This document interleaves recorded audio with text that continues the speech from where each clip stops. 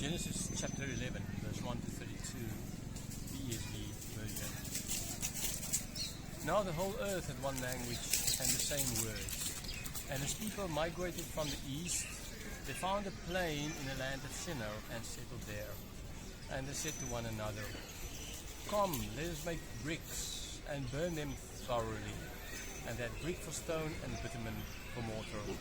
Then they said, "Come, let us build ourselves a city and a tower with a top in the heavens, and let us make a name for ourselves, lest we be dispersed over the face of the whole earth." And the Lord came down to see the city and the tower which the children of man had built. And the Lord said, "Behold, they are one people, and they have all one language. And this is only the beginning of what they will do. And nothing that they propose to do will now be impossible for them. Come, let us go down and there confuse their language, so they may not understand one another's speech." So the Lord dispersed them from there over the face of all the earth, and they left off building the city. Therefore his name was called Babel, because there the Lord confused the language of all the earth. And from there the Lord dispersed them over the face of all the earth. These are the generations of Shem when Shem was 100 years old. He fathered Arphaxad 2 years after the flood. And Shem lived after he fathered Arphaxad 500 years and had other sons and daughters.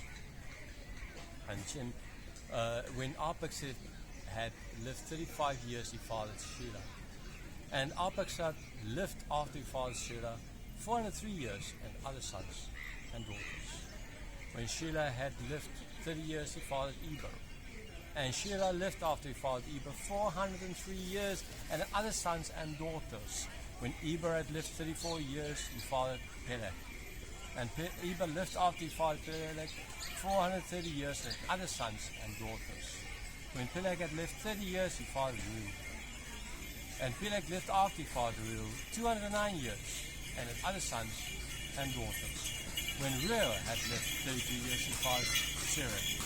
And Reu lived after he fathered Serach 207 years and other sons and daughters. And when Serach had lived 30 years, he fathered Nahor. And Serach lived after he fathered Nahor 200 years and had other sons and daughters. When Nahor had lived 29 years, he fathered Terah. And Nahor lived after he fathered Terah 119 years and other sons and daughters. When Terah had lived 70 years, he had fathered Abram, Nahor, and Haran. Now these are the generations of Terah. Terah fathered Abram, Nahor, and Haran fathered Lot. Haran died in the presence of his father Terah in the land of his kindred, in Ur of the Chaldeans.